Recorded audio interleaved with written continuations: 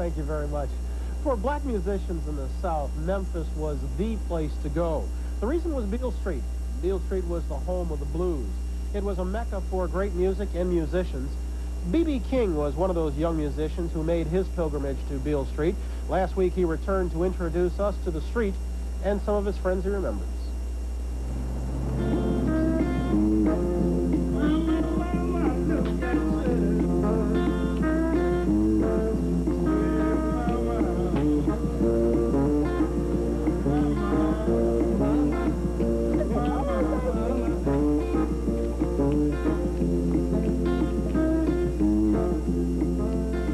Everything happened on Beale Street, everything.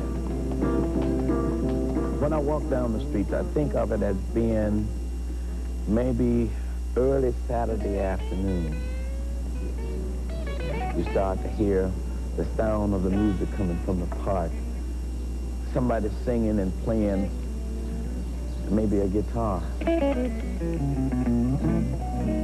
I said when I'm wrong, I'm wrong. But baby, with you when I'm right, I'm wrong right on. I remember sitting down there and just listening to everybody play and started to think, man, God, I just wish I could just stay here, right here, and not have to go. Beale Street was like a city of its own. It was like a whole little town. You had everything going on Beale Street. It was home. Not Memphis. Beale Street was home. That's the way it seemed to be. I like the restoration of the theater here. You know, the restoration. I'm so glad they didn't tear it down, you know. This was Fernando right here. And right about a block down, you know, was the Flamingo Room, where I spent most of my time, some of the most memorable moments in music, in Memphis music. I remember the nights before I kind of got acquainted with Sunbeam and knew you and Fred and all the guys.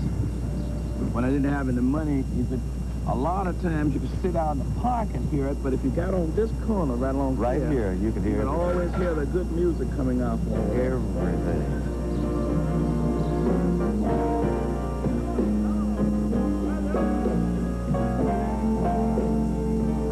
Music is blues, or bluesy blues, jazzy blues, country blues, rock blues, soul blues, but still blues.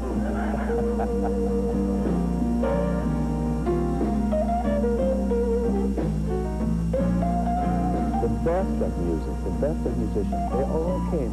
You come up and find guys walking down the street or just come into the park that would blow you away on the instrument. Going to Beale Street was like going to college. It was there.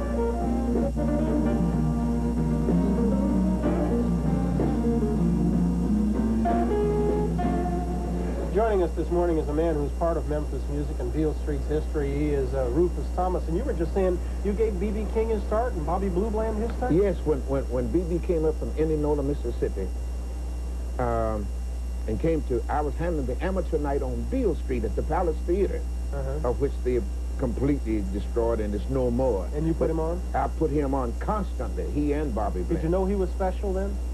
Evidently I did, because I put him on, maybe I should have said this, but I put him on more than I did anyone else. That's all right. That's all right. Everybody's allowed to favor certain people. Why Beale Street? What was the lure? Why did the young B.B. Kings come there? Just because of its reputation? Not only did the young B.B. Kings come, Beale Street was the black man's haven. They'd come from New Orleans, Mississippi, Arkansas, Alabama, and they'd all come to Beale Street. Why was it allowed to die? Now, that's something I don't think I'll ever know. They just let it die. Just went into a nothing. It's been totally renovated now. For better or worse? Sometimes I think it's for the better, and then again, I don't know. But I do hope that in the near future, that Beale Street will come alive again. It cannot be like it used to be. but I do hope it'll come alive again. It has the potential. What do you think Handy might think of Beale Street today? Well, knowing Handy, I thought I knew him. I didn't really know him to know him, but I saw him and talked with him. But it would be a bit different now. Maybe he wouldn't like the way Beale Street looks now. You know, the old Beale Street was the kind of the street that captivated the people. Quick note, is it true that you introduced Elvis Presley to his first black audience? Yes, at Ellis Auditorium. I was wearing an Indian costume, and I took Elvis by his hand and pulled him on the stage.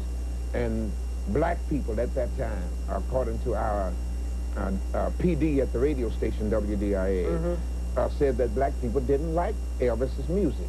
But they did like him. They beat the door down, beat a path trying to get to Elvis. You did have an eye for talent. Rufus Thomas, thank you very much. You're welcome. We'll come back in just a moment. Jane will be back with a mother of four who makes a living at romance, as you might imagine. And look at Lee Sligo and Steve Wallace. They're still braving the elements. We can't even see the river from here. Back after this.